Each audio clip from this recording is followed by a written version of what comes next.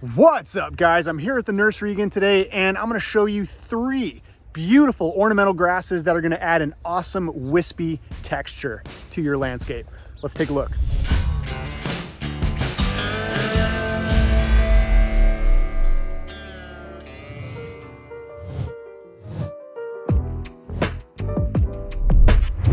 So the very first ornamental grass we're going to look at today is Acorus Ogon, or Golden Sweetflag. It's got incredible chartreusey green foliage that will totally brighten up a space. I really like to use Acorus as a foreground to other shrubs that might have a contrasting foliage. Behind it, you might want to plant something that has a darker colored foliage like Loropetalum. It has a very dark leaf with a more bold texture, and it creates such a statement in the landscape. Acorus is best in USDA zones 5 through 11. It can take part shade, will prefer regular water, and is often seen in zen or woodland style landscapes. And it will stay pretty neat and compact. So all around, really great ornamental grass. All right, let's look at the next one.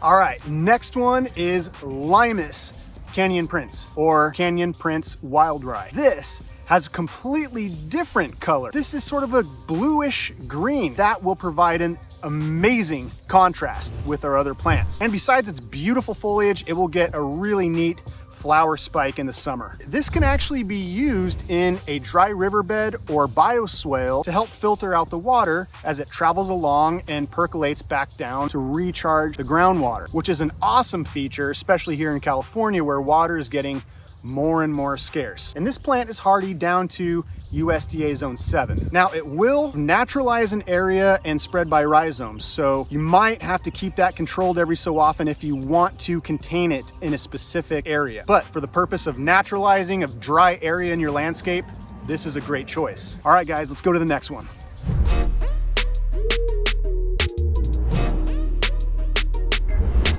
All right. Third and final grass we're looking at today is not technically a grass. It is considered grass-like, and that is Formium Amazing Red. Again, aptly named. It's got a beautiful dark red, sort of bronzy tone to the foliage, and look at the leaf. It's got a little bit more of a bolder texture, so this is going to contrast nicely, and it's going to get a little bit taller too. It's going to push about 4 feet. This is going to go a little bit further into the landscape behind your foreground plants. And once it's established, it's actually fairly drought tolerant. The Formium can take full sun or part shade, and it's going to be best in USDA zones 9 through 11.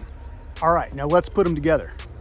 Look at that contrast, you guys. You have chartreusey yellow green, you have blue green from the Limas, and a dark crimsony bronze color from the Phormium. This is a very striking combo, and they can serve various purposes on a site. If you have a dry location, the Limas, semi-shaded location, the Acorus or the Phormium, and you can see they work together nicely in a beautiful visual aesthetic.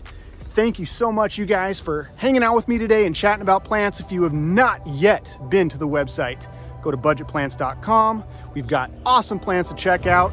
Like, subscribe if you're on YouTube, hit that bell notification so you know when a new video comes out. I will see you guys on the next video, and as always, happy planting.